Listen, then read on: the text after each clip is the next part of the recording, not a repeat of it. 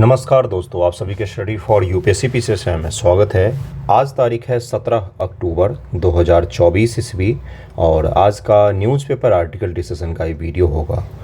Video में कई सारे इंपॉर्टेंट टॉपिक हैं, जैसे वर्ल्ड फूड डे था 16 अक्टूबर को, तो उसको हम लोग देखेंगे कि उसका थीम क्या है और किस तरह से मनाया जाता है, उसको किस पर्पज़ से। उसके अलावा प्रधानमंत्री गति शक्ति योजना के 3 वर्ष पूरे हुए हैं, तो गति शक्ति मास्टर प्लान जिसको कहा जाता है उसको समझेंगे हम लोग। उसके साथ में जो मैथिली भाषा है, मैथिली भाषा को लेकर शास्त्रीय भाषा की मांग की जा रही है, तो मैथिली भाषा का थोड़ा सा हम लोग अध्ययन करेंगे, देखेंगे क्या है। उसके साथ में एक शब्दावली मैं आपको सिखाऊंगा, एक उसको पढ़ेंगे क्योंकि वहाँ से पीटी में पूछा जाता है। उसके अलावा भी 1-2 टॉपिक हैं जिसको हम लोग कवर करेंगे और समझेंगे कि वहाँ से पीटी और मेंस में क्या पूछा जा सकता है। कल के हेडलाइन क्या है न्यूज़पेपर का, कल कौन कौन से घटनाक्रम हुए हैं देश भर में भाई। तो आज के न्यूज़पेपर में हेडलाइन है, कल एससीओ की बैठक हुई है कहाँ पर, तो पाकिस्तान की राजधानी इस्लामाबाद में हुई है बैठक। इस्लामाबाद में हुई है, ये भी ध्यान रखिएगा, कई बार पीसीएस में शहर के नाम भी पूछ लिए जाते हैं। वहाँ पर हमारे विदेश मंत्री एस जयशंकर जी गए थे और उन्होंने बायलैटरल टॉक में हिस्सा नहीं लिया है, लेकिन उन्होंने वहाँ पर बोला और आरोप प्रत्यारोप का भी वहाँ पर दौर नहीं चला है। डायरेक्टली पाकिस्तान और चीन को टारगेट नहीं किया गया है। एक बहुत ही पॉजिटिव सा माहौल रहा जहाँ पर उन्होंने बात की है कि क्षेत्रीय अखंडता जो एससीओ के चार्टर में शामिल है, इसके अलावा टेररिज्म जो है, उसके अलावा सेपरेटिस्ट जो होते हैं, अलगाववाद, इनसे जूझते हुए हम लोग आपस में एक अच्छे पड़ोसी के तौर पर आगे नहीं बढ़ सकते हैं। ये शब्द उन्होंने चीन के और पाकिस्तान दोनों के संदर्भ में उपयोग किया है। कौन कौन से शब्द, तो पहला उन्होंने बोला क्षेत्रीय अखंडता को हमें सुनिश्चित करना पड़ेगा, दूसरा उन्होंने टेररिज्म की बात की और तीसरा सेपरेटिस्ट ग्रुप जो होते हैं अलग अलग जहाँ पर भी हैं, उन्होंने बात की कि ये तीनों चीज़ें एससीओ के चार्टर में शामिल है। शंघाई कॉरपोरेशन ऑर्गेनाइजेशन जो है, शंघाई कॉरपोरेशन ऑर्गेनाइजेशन जो है उसके चार्टर में शामिल है ये, इसलिए हमें इस चीज़ को एड्रेस करना पड़ेगा। हमें अगर एक अच्छे पड़ोसी के तौर पर डेवलप करना है, हमें इन चीज़ों पर काम करना ही पड़ेगा। उसके पश्चात उन्होंने बोला कि ये जो दौर है एडवेंचर करने का दौर नहीं है। एडवेंचर शब्द का यूज़ किया उन्होंने, जिसमें मैं थोड़ा सा 2 बार घबराया।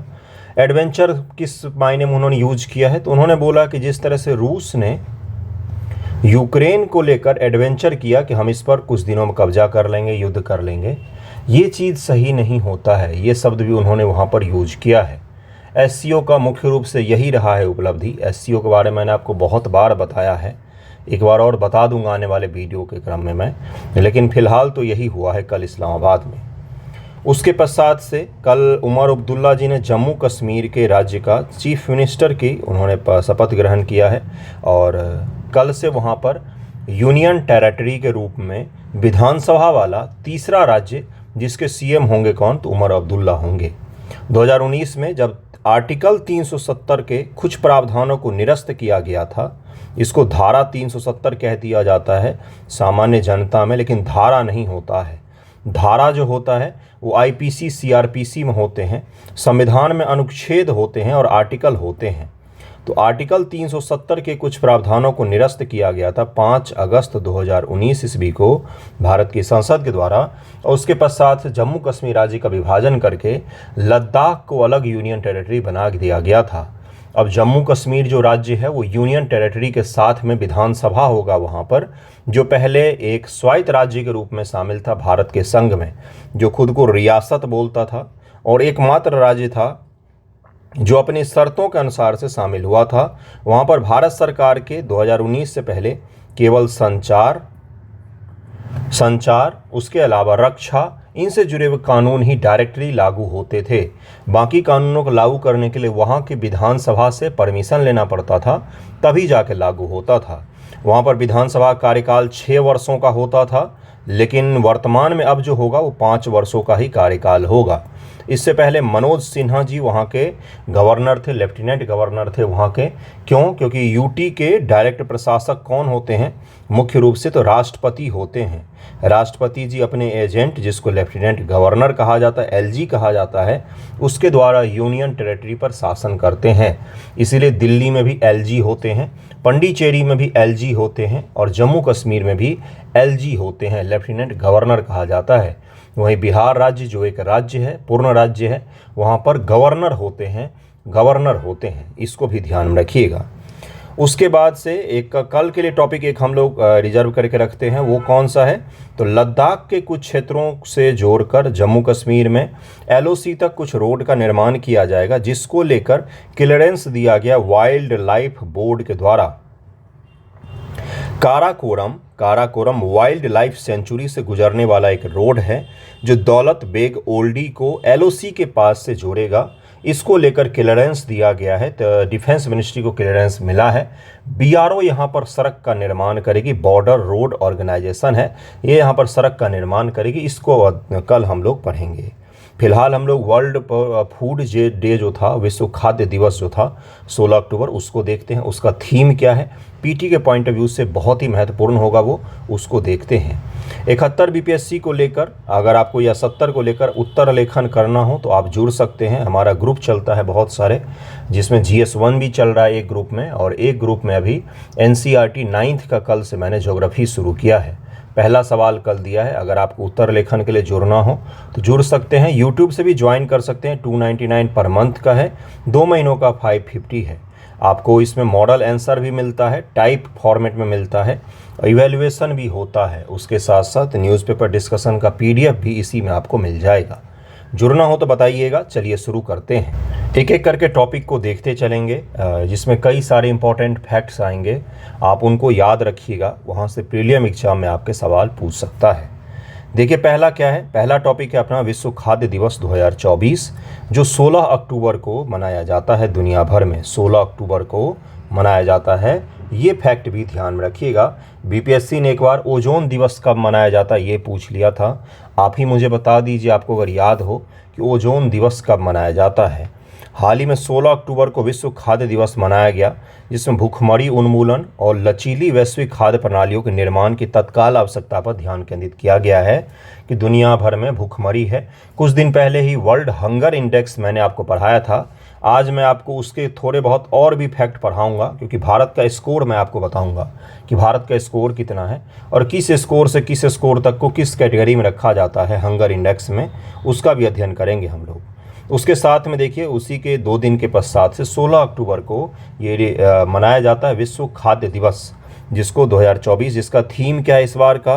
तो 2024 का विषय है बेहतर जीवन व बेहतर भविष्य के लिए भोजन का अधिकार। बेहतर जीवन व बेहतर भविष्य के लिए, फ्यूचर के लिए भी आपको भोजन का अधिकार तो होना ही चाहिए, भोजन तो मिलना ही चाहिए। पशुओं को भी पेट भर के खाना मिल ही जाता है इस पृथ्वी पर, इंसान को नहीं मिल पाता है। यह दिन 16 अक्टूबर 1945 को संयुक्त राष्ट्र द्वारा खाद्य और कृषि संगठन की स्थापना का प्रतीक है। किस उपलक्ष्य में मनाया जाता है ये? तो UN के द्वारा FAO नामक एक संगठन की स्थापना की गई थी, जिसका क्या नाम है? खाद्य और कृषि संगठन, food agriculture organisation. Austria Vienna में इसका क्या है? तो इसका हेडक्वार्टर है FAO का। और दुनिया भर में भोजन और कृषि से जुड़े हुए चीज़ों को लेकर बहुत बड़ी भूमिका अदा करता है ये। विश्व खाद्य दिवस 1979 में FAO के 20वें महाधिवेशन के दौरान अस्तित्व में आया तथा संयुक्त राष्ट्र महासभा ने वर्ष 1984 में इसका समर्थन किया। यूनाइटेड नेशन जनरल असेंबली से 1984 में इसको पारित कर दिया गया, जिसके पश्चात से रेगुलर 16 अक्टूबर को मनाया जाता है, क्योंकि इसी दिन यूनाइटेड नेशन के द्वारा FAO की स्थापना की गई थी। भोजन के अधिकार को मानव अधिकार के सार्वभौमिक घोषणा 1948 द्वारा मान्यता दी गई है। मानव अधिकार जो है, मानव अधिकारों की सार्वभौमिक घोषणा। अब आप समझेंगे कि ये क्या है, आपको पूछना ही चाहिए। NCERT 11th का अगर आप पढ़ेंगे तो वहाँ पर मानव अधिकारों की सार्वभौमिक यूनिवर्सल घोषणा दिया हुआ है, जिस वजह से कई सारे चीज़ों को हमारे संविधान में भी अधिकृत किया गया है। हमारे संविधान के मूल अधिकार, डीपीएसपी और जो अपना इंट्रोडक्शन है संविधान का जिसको उद्देशिका कहा जाता है, उन तीनों में सार्वभौमिक जो घोषणा है मानवाधिकारों का, उससे तत्वों को शामिल किया गया है। एक चीज़ का ध्यान रखिएगा, यूपीएससी ने 2021 पीटी में सवाल पूछा कि मानवाधिकारों का जो यूनिवर्सल घोषणा है, इससे भारत के संविधान के किस किस हिस्से में तत्वों को शामिल किया गया है, इससे भारत के संविधान के किस किस हिस्से में शामिल किया गया है। तो हमारे डीपीएसपी में भी है और उसके साथ साथ भारत के उद्देशिका में है, भारत के संविधान के, और मूल अधिकार में भी है। मानवाधिकारों के सार्वभौमिक घोषणा से चीज़ों को लेकर हमारे संविधान के 3 महत्वपूर्ण अंगों में शामिल किया गया है। ये सवाल यूपीएससी 2021 पीटी में पूछ चुका है, कृपया करके उसको जाकर एक बार ज़रूर देख लें। तो 1948 में मानवाधिकारों की सार्वभौमिक घोषणाएं थी। ये आपको एनसीईआरटी 11th में आपको पूरा का पूरा पेज ही दिख जाएगा जहाँ पर ये लिखा हुआ है। उस हर एक पॉइंट को आपको पढ़ना होता है, याद करना होता है। इसके अतिरिक्त WWF की लिविंग प्लानिट रिपोर्ट ने भारत के खाद्य उपभोग प्रणाली की प्रशंसा करते हुए इसे G20 देशों में सर्वाधिक सतत और टिकाऊ होने के रूप में व्यक्त किया है। WWF का रिपोर्ट जब कल मैंने आपको पढ़ाया तो मैंने आपको बताया था कि WWF ने बोला है कि क्लाइमेट के दृष्टिकोण से और जानवरों को सुरक्षित करने के दृष्टिकोण से और सततता के दृष्टिकोण से, सस्टेनेबल प्लानेट के दृष्टिकोण से भारतीय लोगों की जो खाद्य प्रणाली है वो दुनिया की सबसे बेहतरीन खाद्य प्रणाली है। अगर इसी हिसाब से G20 के सभी देश और दुनिया के सभी देश जो हैं वो खाद्य प्रणाली को अपनाएंगे तो पृथ्वी की रक्षा सुनिश्चित की जा सकेगी, पृथ्वी पर सस्टेनेबल को बढ़ावा दिया जा सकेगा, सततता को बढ़ावा दिया जा सकेगा। ऐसा किसने कहा? WWF ने अपने रिपोर्ट में 2024 के रिपोर्ट में कहा है, जो मैंने कल आपको पढ़ाया था। इसमें कहा गया कि वैश्विक जनसंख्या भारत की उपभोग प्रणाली को अपना ले तो वैश्विक खाद्य उत्पादन को बनाए रखने के लिए वर्ष 2050 तक वैश्विक रूप से केवल 0.84% अथवा भूभाग की आवश्यकता ही पूर्ण होगी। भारत की जो खाद्य प्रणाली है उसमें कम भूभाग पर, कम मेहनत में, कम प्लानेट को नुकसान पहुंचाए बिना ही अच्छा खासा उत्पादन किया जाता है, जिसको अपनाने की विश्व को ज़रूरत है। कृपया इसको उपयोग करें अपने उत्तर लेखन और निबंध लेखन में। खाद्य सुरक्षा के लिए भारत की प्रतिबद्धता, राष्ट्रीय खाद्य सुरक्षा मिशन 2013, जिसके तहत भोजन का अधिकार दिया गया था भारत में दुनिया में पहली बार एक एक्ट बनाकर, जिसके तहत प्रत्येक परिवार को, गरीब परिवार को, शहरी हो या फिर ग्रामीण गरीब परिवार हो, उनको प्रति माह अन्न दिया जाता है। कोटा के द्वारा सस्ते अनाज उपलब्ध करवाए जाते हैं जो घर की माताओं के नाम पर उपलब्ध या महिलाओं के नाम पर उपलब्ध करवाए जाते हैं। प्रधानमंत्री गरीब कल्याण अन्न योजना, PM पोषण योजना, अंत्योदय अन्न योजना, राइस फोर्टिफिकेशन। राइस फोर्टिफिकेशन क्या होता है? राइस फोर्टिफिकेशन क्या होता है, कहीं कहीं पर रुक के समझना चाहिए हमें। राइस फोर्टिफिकेशन होता है जैसे नॉर्मल कोई चावल है लेकिन उसमें विटामिन ए की कमी है। मान लीजिए विटामिन ए की कमी सामान्य तौर पर होती है चावल में, विटामिन ए का बहुत अच्छा स्रोत तो नहीं है, लेकिन हमारी खाद्य प्रणाली का सबसे महत्वपूर्ण हिस्सा क्या है? चावल। तो हमने सोचा कि चावल में क्यों ना विटामिन ए को ऐड कर दिया जाए। इसको हम फोर्टिफाइड करते हैं। इसको फोर्टिफाइड मतलब चावल को पीस लिया पहले और पीस करके फिर उसे विटामिन ए ऐड कर दिया, फिर उसको चावल का स्वरूप दे दिया जाता है और फिर उसको पैकेज करके, पैक करके मार्केट में उपलब्ध करवा दिया जाता है। इसी को क्या कहा जाता है? फोर्टिफाइड राइस कहा जाता है। मिड डे मील में और कई सारे जगहों पर सरकार इस चीज़ को उपलब्ध करवाने की कोशिश कर रही है, जिससे बच्चों तक चावल के द्वारा भी क्या पहुंच जाए तो विटामिन ए पहुंच जाए और लोगों में पोषकता की कमी ना हो। तो ये मैंने आपको विटामिन ए का एक उदाहरण दिया है। इसी प्रकार के चीज़ों को, प्रोसेस को क्या कहा जाता है? फोर्टिफिकेशन कहा जाता है, प्रसंस्करण कहा जाता है, जिसमें हम चावल में जो एडेड मिनरल्स करके हम उसको मार्केट में उतार देते हैं। मूल्य स्थिरीकरण कोष आवश्यक वस्तुओं के मूल्य और स्थिरता का प्रबंधन करने हेतु प्रतिबद्ध है। आवश्यक वस्तुएं अगर हैं तो उसका मूल्य क्या होना चाहिए? एक स्थिर होना चाहिए। ज़्यादा उतार चढ़ाव होने से क्या हो जाएगा? तो मार्केट में सभी लोग खरीद नहीं पाएंगे। नेक्स्ट टॉपिक है वर्ल्ड हंगर इंडेक्स। जरा मैं आपको स्कोर बता देता हूँ, उसके पश्चात हम लोग नेक्स्ट टॉपिक पर चलेंगे, जो अपना कौन सा होगा अगला टॉपिक? अगला टॉपिक होगा अपना PM गति शक्ति राष्ट्रीय मास्टर प्लान के 3 वर्ष पूर्ण हुए हैं, ये अपना अगला टॉपिक होगा। लेकिन उससे पहले वर्ल्ड हंगर इंडेक्स के ज़रा स्कोर देख लीजिए। बीपीएससी और पीसीएस बड़े खतरनाक होते हैं, वो स्कोर भी पूछ सकते हैं आपसे। देखिए क्या है, देखिए ये जो आज द हिंदू में आया हुआ था कि what does the global hunger index 2024 state about India, तो इसमें ये कहा गया है कि 2024 का जो वर्ल्ड हंगर इंडेक्स है, जिसको किसके द्वारा जारी किया जाता है ये मैं आपको बता चुका हूँ, कृपया आप मुझे बता दें। तो ये किसके द्वारा जारी किया जाता है आपको पता है। इसमें ये कहा गया है कि भारत को क्या करना चाहिए, और इसमें एक बड़ा ही अच्छा सा कमेंट किया गया है, उस पर आधारित आपसे निबंध ही पूछा जा सकता है। और मुझे अगर पेपर सेट करने के लिए तो मैं तो GS2 में सवाल डाल दूं। देखिए यहाँ पर क्या कहा गया है कि 2024 में भारत को सीरियस लेवल पर रखा गया है। सबसे पहली बात तो ये रखिएगा ध्यान। दूसरा, भारत को 105 रैंकिंग मिला है 127 देशों में। दूसरा फैक्ट ये हो गया। तीसरा फैक्ट उन्होंने बोला है कि भारत को 27.3 का स्कोर मिला है।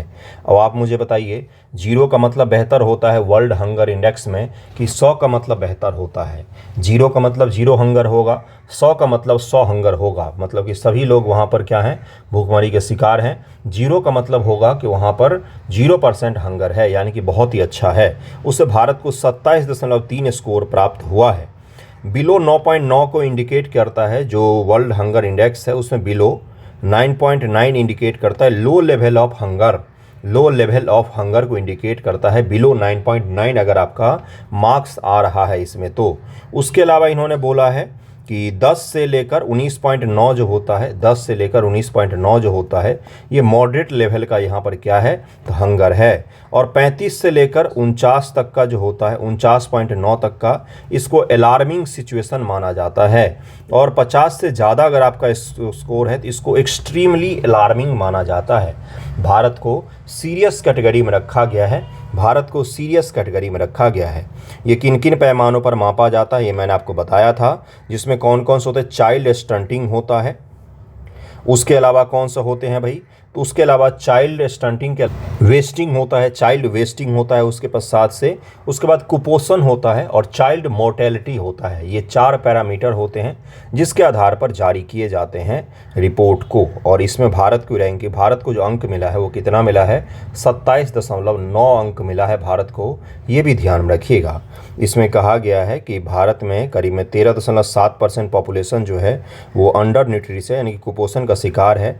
35.5% बच्चे जो हैं वो स्टंटिंग के शिकार हैं, और 18.7% जो बच्चे हैं वो वेस्टिंग के शिकार हैं, और 2.9% चाइल्ड मोर्टेलिटी रेट है अपने यहाँ पर।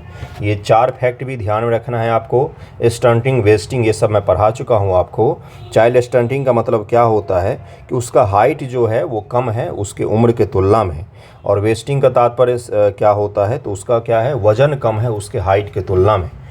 उसके पश्चात भारत सरकार के बारे में एक कमेंट किया गया भारत के बारे में, जहां पर कहा गया है कि इंडिया का जीडीपी ग्रोथ जो है, इसमें ये कहा गया इस रिपोर्ट में, इंडिया के लिए ही नहीं बाकी देशों के लिए भी, कि जीडीपी ग्रोथ का ये मतलब नहीं होता है कि आपके यहाँ पर हंगर नहीं होगा। इसमें यह कहा गया है, भारत सरकार ने इस रिपोर्ट पर सवाल उठाए हैं वो अलग चीज़ है, लेकिन इसमें ये कहा गया है कि जीडीपी ग्रोथ का मतलब ये नहीं होता है कि गारंटी नहीं होता है कि आपके यहाँ पर कुपोषण नहीं होगा। इसमें ये कहा गया, इसका क्या तात्पर्य है, जीडीपी ग्रोथ का मतलब होता है विकास, वृद्धि, जिसको क्या कहते हैं इकोनॉमिक्स में, इसको कहा जाता है ग्रोथ। ग्रोथ कहा जाता है। इकोनॉमिक्स का पहला चैप्टर होता है जिसमें ग्रोथ और डेवलपमेंट हम लोग पढ़ते हैं। तो यानी कि जीडीपी तो हमारा ग्रो कर रहा है, दुनिया की 5वीं बड़ी इकॉनमी है, लेकिन अपने यहाँ पर डेवलपमेंट का अभी भी कमी है, जिसको क्या कहा जाता है कि जीडीपी ग्रोथ का ये कतई मतलब नहीं है कि आपके यहाँ पर गरीबी ख़त्म हो गई है और आपके यहाँ पर हंगर ख़त्म हो गया है। हालांकि ये रिपोर्ट जो होते हैं, मैंने आपको पिछले वीडियो में बताया था कि कई सारे पैमानों पर भारत को नहीं नापा जाता है, कहीं ना कहीं इसमें बाइसनेस होता है, ये रिपोर्ट गलत भी होते हैं, बिल्कुल होता है। भारत सरकार ने सही बोला है कि ये रिपोर्ट जो होते हैं उसमें कई सारे तथ्यों को नेगलेक्ट करके बनाया जाता है। तो यानी कि डेवलपमेंट जो है वो अपने यहाँ पर कम है, ये ज़रूर है, भले ही रिपोर्ट में कुछ भी हो, डेवलपमेंट ग्रोथ के तुलना में कम है। जैसे 5वीं बड़ी इकॉनमी है हम, लेकिन हमारे यहाँ पर अभी भी कुपोषण की समस्या, महिला असमानता की समस्या, गरीबी की समस्या, ये वो चीज़ें देखी जाती हैं जो विकास का पैमाना होता है। ग्रोथ का पैमाना क्या क्या होता है और विकास का पैमाना क्या होता है, इसको डेवलपमेंट कहते हैं और इसको ग्रोथ कहते हैं। ग्रोथ में हम जीडीपी देखते हैं, जीएनपी देखते हैं, पर पर्सन का इनकम जो है, पर कैपिटा इनकम, उसको देखते हैं हम लोग। जबकि डेवलपमेंट में हम लोग क्या देखते हैं, वर्ल्ड हंगर इंडेक्स देखेंगे, उसके बाद से वर्ल्ड हैप्पीनेस इंडेक्स को देखते हैं, HDI को देखते हैं। इन मामलों पर, इन पैमाने पर भारत का स्कोर जो है वो अभी भी कम रहता है। इसके साथ साथ इसमें कहा गया है कि क्या करना चाहिए, सॉल्यूशन क्या है। तो इन्होंने बोला है कि सोशल, सामाजिक जो मानदंड हैं, समाज से जुड़े हुए जो योजनाएं हैं, उसमें आपको सुधार करना पड़ेगा। तो भारत में समाज से जुड़े हुए योजनाएं बहुत सारी चल रही हैं। भुखमरी को मिटाने से लेकर गरीबी मिटाने तक का सभी प्रकार की योजनाएं मौजूद हैं और उस पर काम भी चल रहा है। हालांकि ये ज़रूर है कि हमारी आबादी बहुत ज़्यादा होने के कारण से हमें अक्सर इन रिपोर्टों में निम्न रैंक प्राप्त होता है, लेकिन अपने यहाँ पर काम हो रहा है। इसी पॉजिटिव अप्रोच के साथ में आप उत्तर लेखन में डालिएगा इसको। नेक्स्ट टॉपिक पर चलते हैं, अगला देखते हैं PM गति शक्ति मास्टर प्लान को ज़रा समझते हैं। इसके 3 वर्ष पूरे हुए हैं। 3 वर्ष पहले 2021 ईस्वी में इसको लॉन्च किया गया था। अब देखते हैं कि इसके तहत क्या क्या चीज़ें हैं और क्या क्या हासिल किया हमने। इसी वर्ष 2021 से भारत सरकार ने लॉजिस्टिक लागत को कम करने के लिए, लॉजिस्टिक लागत क्या होता है, कोई फैक्ट्री है, वहाँ पर सामान का निर्माण होता है, सामान को आप तक पहुँचने में जितना लागत हो रहा है, इसी को लॉजिस्टिक लागत कहा जाता है। जैसे मान लीजिए एक फ़ोन का उत्पादन हो गया, कहाँ पर, तो बेंगलोर के फैक्ट्री में, किसी फैक्ट्री में बनाया गया फ़ोन, और आप कहाँ बैठे हैं, तो आप बैठे हैं पटना में। तो आप तक जो फ़ोन पहुंचा है, उस बीच में जितनी भी लागत आई है उस कंपनी का, या बीच के जो चेन है उसमें जितनी लागत आई, उसी को लॉजिस्टिक लागत कहा जाता है सामान्य शब्दों में। लॉजिस्टिक लागत को कम करने के लिए समन्वित बुनियादी अवसंरचना परियोजना के निष्पादन हेतु महत्वाकांक्षी गति शक्ति योजना national master plan for multi modal connectivity plan launch किया गया था। BPSC की नज़र इस योजना पर नहीं पड़ी है। PT और मेंस दोनों में ही नहीं पूछा गया है, लेकिन पूछा जरूर जाएगा, मैं इसकी गारंटी ले सकता हूं। मेंस एग्जामिनेशन में ही आपसे पूछा जा सकता है, PT में भी इससे जुड़ी हुई पॉइंट पूछे जा सकते हैं। कितना बड़ा योजना है, तो इसी का अंदाजा आप लगा सकते हैं कि 100 लाख करोड़, अंबानी, टाटा, इन सबको मिला देंगे तो भी उनकी इतनी संपत्ति नहीं होती। 100 लाख करोड़ रुपए की एक परिवर्तनकारी पहल है, जिसका उद्देश्य अगले 5 वर्षों में भारत के बुनियादी अवसंरचना में क्रांतिकारी बदलाव लाना है। 100 लाख करोड़ का है ये, 100 लाख करोड़ का ये योजना है, आप इसी समझ सकते हैं। और ये एक छत्र योजना है, इसके अंतर्गत बहुत सारी योजनाओं को शामिल किया गया है। इसके तहत ये रखा गया था कि भारत में अवसंरचना की कमी नहीं होनी चाहिए, बुनियादी इंफ्रास्ट्रक्चर की कमी नहीं होनी चाहिए। इसे BISAG यानी कि भास्कराचार्य राष्ट्रीय अंतरिक्ष अनुप्रयोग और भू सूचना विज्ञान संस्थान द्वारा डिजिटल मास्टर प्लानिंग टूल के रूप में विकसित किया गया है। इसे गति शक्ति भौगोलिक सूचना प्रणाली प्लेटफॉर्म तैयार किया गया है, जिसमें सभी मंत्रालय विभागों के विशिष्ट कार्य योजना का आंकड़ों का एक व्यापक डेटाबेस शामिल होगा। बहुत सारे विभाग वगैरह शामिल है इसमें गुरु। इस योजना को जमीनी स्तर पर कार्य में तेजी लाना, लागत को कम करना, रोजगार सृजन पर ध्यान के साथ साथ आगामी 4 वर्षों में बुनियादी अवसंरचना परियोजनाओं को एकीकृत योजना और कार्यान्वयन सुनिश्चित करना है। 4 वर्षों के लिए शुरू किया गया था 2021 ईस्वी में, 2025 तक के लिए शुरू किया गया था। उसमें से 2024 में हम लोग इसका अध्ययन कर रहे हैं, 3 वर्ष तो हो चुके हैं। देखिए क्या क्या इसकी उपलब्धि रही है। विशेषता क्या है, डिजिटल एकीकरण, इसे डिजिटल प्लेटफॉर्म है, इसे एक डिजिटल प्लेटफॉर्म है जिसमें 16 मंत्रालय के प्रयासों को एकीकृत किया गया है। 16 मंत्रालय के प्रयासों को एक डिजिटल प्लेटफॉर्म पर एकीकृत किया गया है कि किस मंत्रालय के तहत कौन कौन सी योजनाएं चल रही हैं, कहीं पर कोई दोहराव तो नहीं हो रहा है, कोई एक योजना के कारण दूसरे योजना में तो बाधा नहीं पहुंच रही है। जैसे एक रेलवे ट्रैक है और उसके बगल से सड़क गुजर रहा था। अब क्या हो गया, रेलवे बोल रहा है कि हम पहले ज़मीन पर यहाँ पर रेलवे ट्रैक बनाएंगे, सड़क वाले बोल रहे हम सड़क बनाएंगे क्योंकि फ्लाईओवर बनाना पड़ेगा, नहीं तो हमें बाद में। अब इसको लेकर विवाद हो रहा है। तो अब अगर दोनों योजनाओं के बारे में हमें पहले पता होगा तो हम बहुत ही अच्छे तरीके से प्लान कर सकते हैं कि हम क्या करेंगे, सड़क रेल को गुजार देंगे, क्योंकि रेल तो अब जगह जगह हम फ्लाईओवर से नहीं गुजार सकते हैं। उसके नीचे से फिर हम सड़क का निर्माण कर लेंगे, जिससे कॉन्फ्लिक्ट नहीं होगा, परियोजनाएँ खींचेंगी नहीं। ओके, नहीं तो फिर बाद में फाटक जोड़ना पड़ता है।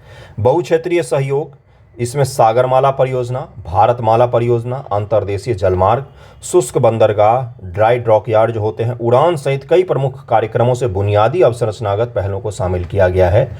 अलग अलग मंत्रालय के हैं ये सारे पहल, उन सभी को एकीकृत किया गया है इसी के तहत में।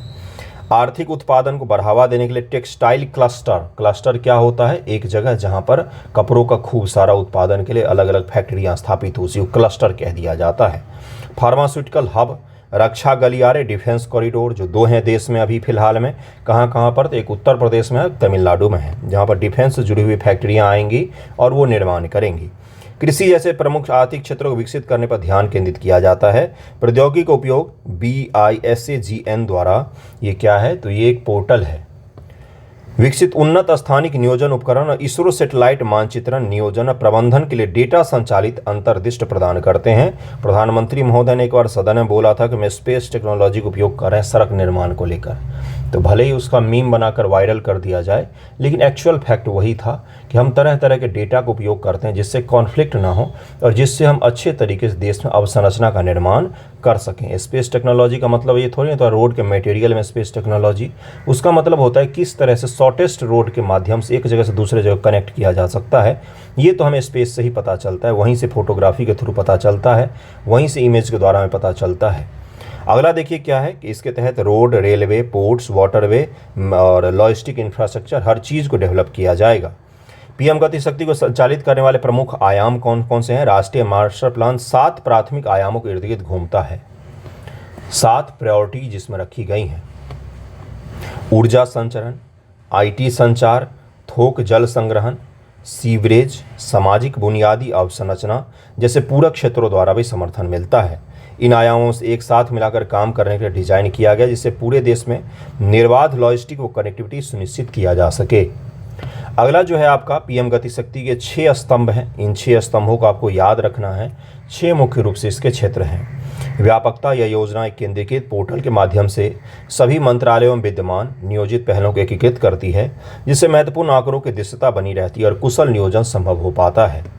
प्राथमिकता निर्धारण, प्रायोरिटी डिसाइड किया जाता है। मंत्रालय अंतर क्षेत्रीय संपर्क का लाभ उठाकर परियोजनाओं को अधिक प्रभावी ढंग से प्राथमिकता दे सकता है। जैसे मैंने अभी आपको रेल और रोड का एग्जाम्पल देकर समझाया, उसी की बातचीत यहाँ पर हो रही है कि पहले हम किस चीज़ का निर्माण करें। पता चला रेल का निर्माण कर दिया, उसके बाद फाटक वाली सड़क का निर्माण हो रहा है, तो जब रेलगाड़ी पास हो रही तो दोनों तरफ के ट्रैफिक रुके हुए हैं। अब इस चीज़ से बचने के लिए क्या कर सकते हैं कि पहले रेल का निर्माण कर लिया, फिर अंडरपास का निर्माण कर सकते हैं या ओवरपास का निर्माण कर सकते हैं। अनुकूलन योजना बुनियादी अवसंरचना प्रमुख अंतराल की पहचान करती है। परिवहन के लिए सबसे कुशल मार्गों का चयन करने, लागत कम करने और देरी को न्यूनतम करने में मदद मिलता है। अभी मैंने आपको बताया कि शॉर्टेस्ट वे कैसे पता लगाएंगे, तो उसके लिए हमें मानचित्रण की आवश्यकता पड़ती है। समन्वय, मंत्रालय के बीच समन्वय सुनिश्चित करना, परियोजनाएं संरक्षित हो, सामंजस्य के साथ काम करें जिससे अलगाव और असमन्वित प्रयासों के कारण देरी से बचा जा सके। अगर मंत्रालयों में समन्वय होगा अगर एक साथ काम करने का, तो क्या होगा, योजनाएं लंबित नहीं होंगी एक के कारण दूसरे। विश्लेषणात्मक क्षमताएं, GIS आधारित प्लेटफॉर्म उपलब्ध 200 से अधिक डेटा परतों के साथ PM गति शक्ति बेहतर निर्णय लेने और बुनियादी अवसंरचना की दृश्यता के लिए व्यापक स्थानिक नियोजन उपकरण प्रदान कर सकती है, जो मैं आपको तब से समझा रहा हूं। गतिशील निगरानी, उपग्रह चित्रों के माध्यम से वास्तविक समय पर परियोजना की निगरानी सुनिश्चित होती है। मंत्रालय प्रगति पर नजर रख सके, परियोजना के समय पर पूरा करने के लिए आवश्यक समायोजन कर सके कि कोई रोड अगर बनना था, मान लीजिए यहाँ से पटना तक का, तो उसको किस प्रकार से और कहाँ तक बना है, इसको रियल टाइम पर हम क्या कर सकते हैं, निगरानी रख सकते हैं एक जगह से बैठकर। ये इसमें सुनिश्चित किया जाता है। उसके अलावा इसकी उपलब्धियां क्या क्या हैं, अगला है तो जिला स्तरीय विस्तार हुआ है। 27 महत्वाकांक्षी जिलों तक विस्तारित किया गया है और 750 जिलों तक पहुंचने का योजना बना रही है अब इस प्लेटफॉर्म के माध्यम से सरकार। तकनीकी एकीकरण हो रहा है। उसके अलावा वैश्विक प्रदर्शन, गतिशक्ति आयाम को मध्य एशिया, दक्षिण पूर्व एशिया के 30 देशों में प्रदर्शित किया गया है।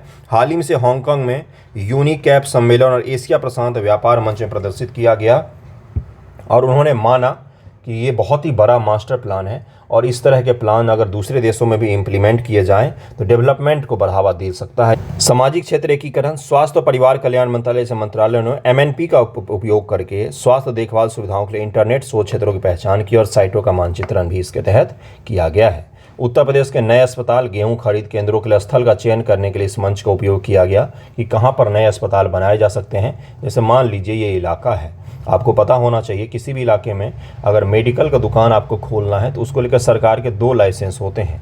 24 आवर का शॉप का लाइसेंस होता है कि 24 घंटे आपका दुकान खुला रहेगा या 12 घंटे। अगर उस एरिया में 24 घंटे का एक भी दुकान नहीं है तो आपको आसानी से इसका लाइसेंस मिल जाएगा। उसी तरह से अगर ये एक एरिया है मान लीजिए और इसमें एक अस्पताल भी नहीं है, तो सबसे अच्छा अस्पताल विकसित करने का एरिया कौन सा होगा, जगह कौन सा होगा जहाँ पर एक भी अस्पताल नहीं है, या तो वो इलाका जहाँ से बाकी सभी जगह समान दूरी पर हो, ये भी कम दूरी पर हो, ये भी कम दूरी पर हो, ये भी कम दूरी पर। इसके लिए सबसे अच्छा उपयोगी हो जगह होगा कि उसके बीच में कहीं पर स्थापित किया जाए। तो ये कैसे संभव हो पाता है भाई? तो इसी मास्टर प्लान के द्वारा संभव हो पाता है। बड़ा ही अच्छा अद्भुत सा ये क्या था? तो अद्भुत सा ये प्लेटफॉर्म है जिसके तहत इतने सारी योजनाओं पर काम किया जाता है। गुजरात के दाहोद जिले में कम लागत वाली ड्रिप सिंचाई प्रणाली की योजना बनाने के उपग्रह मानचित्रण का उपयोग किया गया, जबकि अरुणाचल प्रदेश ने बीचोम बांध के आसपास पर्यटन क्षमता विकसित करने के लिए डेटा विजुअलाइजेशन का लाभ उठाया है। ये इसमें बताया गया है कि कई सारे जगहों पर हमने इस तरह के मास्टर प्रोजेक्ट जो है वो इम्प्लीमेंट किए हैं, जो कम लागत में और सबसे सुविधाजनक स्थलों का चयन करके उसका उपयोग किया जा रहा है। कानपुर, बेंगलुरु, श्रीनगर जैसे शहरों में प्रथम और अंतिम मील कनेक्टिविटी में सुधार के लिए शहरी लॉजिस्टिक योजनाएं विकसित की गई हैं। रोजगार और व्यावसायिक प्रशिक्षण केंद्र भी जगह जगह पर बनाए गए हैं। इसको जरूर ही ध्यान रखिएगा।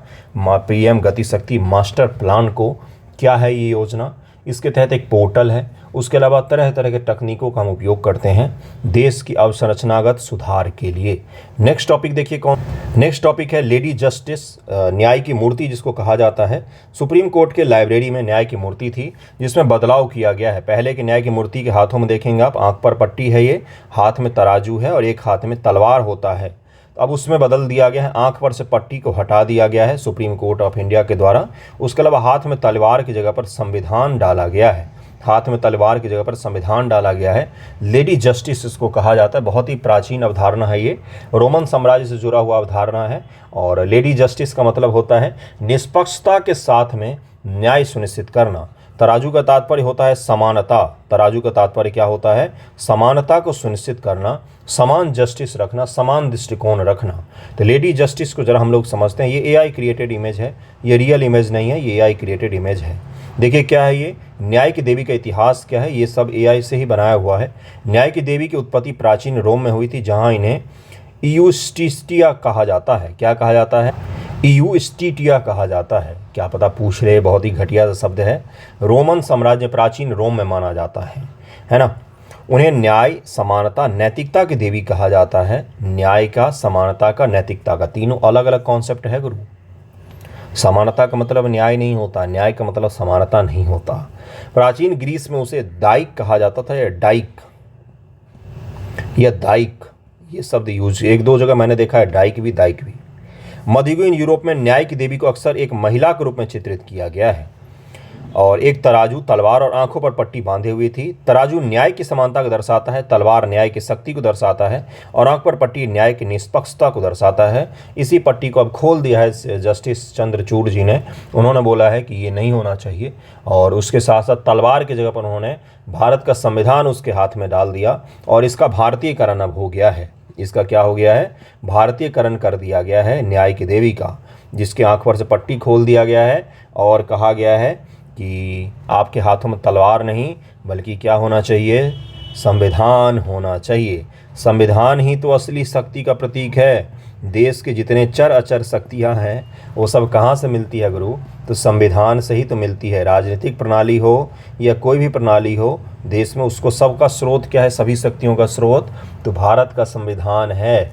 तो शक्ति के लिए तलवार नहीं बल्कि संविधान आवश्यक होना चाहिए। न्याय की देवी का महत्व क्या है? न्याय की देवी न्यायपालिका और कानूनी प्रणाली का प्रतीक है। वो न्याय, समानता, नैतिकता के मूल्यों को बढ़ावा देती है, लोग न्यायपूर्ण निष्पक्ष निर्णय लेने के प्रेरित करती है, कानून के शासन और मानवाधिकारों की रक्षा का प्रतीक करती है। कानून का शासन का मतलब क्या होता है? रूल ऑफ लॉ, जहाँ पर कोई भी हो, देश के राष्ट्रपति हों या फिर सामान्य आप और मेरे जैसे लोग हों, सभी के लिए इस देश के कानून सामान्य हैं, समान है। सभी के लिए इस देश में कानून समान है। सैद्धांतिक रूप से तो कम से कम यही है। राष्ट्रपति पर मुकदमा नहीं चल सकता, मुझे भी पता है भाई, लेकिन उनको पद से हटाकर उन पर मुकदमा चल सकता है। सैद्धांतिक रूप से मतलब कि किताबी भाषा में कहें तो समान तो जरूर है। हालांकि इस देश में कार चढ़ा देने वाले लोगों को निबंध लिखवा कर भी छोड़ दिया जाता है। कहने के लिए समानता है, रूल ऑफ लॉ है, लेकिन अमीर लोगों के पक्ष में अपना न्याय तंत्र झुका हुआ है। सुप्रीम कोर्ट क्या बोल रही है? उसी के सुप्रीम कोर्ट के न्यायाधीशों में 300 परिवार हैं जिनका कब्जा हुआ पड़ा है। हाई कोर्ट, सुप्रीम कोर्ट, सभी जगहों पर। तो ये भी एक तथ्य है। न्याय की देवी की पूजा, न्याय की देवी की पूजा प्राचीन रोम, ग्रीस में की जाती थी। आजकल न्याय की देवी की पूजा न्यायपालिका और कानूनी प्रणाली में की जाती है। लोग न्याय की देवी से न्याय, समानता, नैतिकता की कामना भी करते हैं। प्रतीक क्या क्या है, तो तराजू समानता को दर्शाता है, ये जरूर ध्यान में रखिएगा, ये चीज़ें पूछी जा सकती है प्रीलियम एग्जाम में। तलवार, तलवार न्याय की शक्ति को दर्शाती है। आंख पर पट्टी, आंखों पर पट्टी न्याय की निष्पक्षता को, और स्केल, स्केल न्याय की माप को दर्शाती है। किताब, किताबी ज्ञान और कानून को दर्शाती है। ये सारा कुछ है, तो इनके हाथों में अब संविधान डाल दिया गया है। नेक्स्ट टॉपिक देखिए कि नेक्स्ट टॉपिक है कि मैथिली भाषा की शास्त्रीय भाषा की मांग की जा रही है। ये कौन है, तो ये कवि विद्यापति हैं, मैथिली भाषा के सबसे बड़ी कवि हैं, सबसे बड़े कवि हैं। नाटक इन्होंने रचना किया है, नाटक नचारी। नचारी क्या होता है, भगवान शिव की स्तुति होती है, जिसको नचारी कहा जाता है, ये इन्होंने लिखा है। कवि विद्यापति इनका नाम है, और मिथिलांचल के लोग तो जानते ही होंगे। हर घर गली चौराहे पर, चौक चौराहे पर आपको इनका नाम दिख जाएगा। कवि विद्यापति हैं ये। देखिए अगला क्या है, हाल ही में बिहार में जनता दल यूनाइटेड पार्टी ने औपचारिक रूप से भारत सरकार से मैथिली भाषा को शास्त्रीय भाषा देने की मांग की है। क्यों मांग की है, क्योंकि इस श्रेणी में कई अन्य भाषाओं को भी शामिल किया गया है। जेडीयू और बाकी पार्टियां जो हैं उन्होंने मांग की है, और जायज़ मांग है, बिल्कुल मांग है। लेकिन जेडीयू किस मुंह से मांग कर रही है, आप ही मुझे बताइए कि जिस भाषा को भारत सरकार ने 22 भाषाओं में जगह दिया हुआ है, पहले उसको राज्य भाषा के रूप में तो स्वीकार कर लो। बिहार की राज्य भाषा हिंदी है, उर्दू है, लेकिन मैथिली नहीं है। और उस मैथिली के लिए ये लोग क्या मांग कर रहे हैं कि उसको शास्त्रीय भाषा का दर्जा देना चाहिए। बिल्कुल देना चाहिए, लेकिन पहले स्टेट भाषा का तो दर्जा दे दो, उसके पश्चात तो दोगे। उर्दू कौन बोलता है भाई, बिहार में बहुत कम आबादी बोलती है, मुख्य रूप से मैथिली भोजपुरी बोलती है, दोनों ही राज्य भाषा में नहीं है ना। चलिए ठीक है, मांग कर ली इन्होंने। मान्यता प्राप्त भाषाएं केंद्र सरकार ने हाल ही में मराठी, बंगाली, पाली, प्राकृत व असमिया सहित कई भाषाओं को शास्त्रीय भाषा का दर्जा दिया है। इससे पहले तमिल, संस्कृत, तेलुगु, कन्नड़, मलयालम, उड़िया जैसी भाषाओं को शास्त्रीय भाषा के रूप में मान्यता दी गई थी। मैथिली भाषा का साहित्यिक इतिहास लगभग 1300 वर्ष पुराना है। बिल्कुल सही सुन रहे हैं आप, 1300 वर्ष पुराना है इसका इतिहास, 1300 वर्ष। अपना व्याकरण है, साहित्य तो इतने हैं कि बाकी भाषाओं को भी पीछे छोड़ दे। राज्य ने इसे शास्त्रीय भाषा के रूप में वर्गीकृत किया है। रामायण भी लिखी गई है मैथिली भाषा में। सरकार द्वारा गठित विशेषज्ञ समिति ने अगस्त 2018 में 11 सिफारिशें की थी, जिन्हें मैथिली भाषा को शास्त्रीय भाषाओं में शामिल करना भी शामिल था। सरकार ने ही 2018 में कमेटी गठित की थी, जिसने बोला था कि मैथिली भाषा को शास्त्रीय भाषा का क्लासिकल लैंग्वेज का दर्जा मिलना चाहिए। सरकार ने ही बोला था। हमें 1100 ईस्वी के आसपास का हमें एक शिलालेख मिलता है, जिसमें मैथिली भाषा को मिथिलाक्षर में लिखा गया है। हमारी लिपि भी अलग है गुरु, मैथिली भाषा के लिए मिथिलाक्षर था, लेकिन भारत के संविधान में देवनागरी लिपि के साथ में शामिल किया गया है। मैथिली भाषा को देवनागरी के साथ शामिल किया गया है। हालांकि मिथिलाक्षर भी था, जो बंगाली और असमिया से मिलता जुलता है। शास्त्रीय भाषाओं को समझना, भारतीय शास्त्रीय भाषा जिन्हें क्या कहा जाता है, सेम्मोझी। अब यही शब्द आपसे पूछेगा, सेम्मोझी शब्द उन भाषाओं को संदर्भित करता है जिनका लंबा इतिहास, समृद्ध साहित्यिक विरासत है।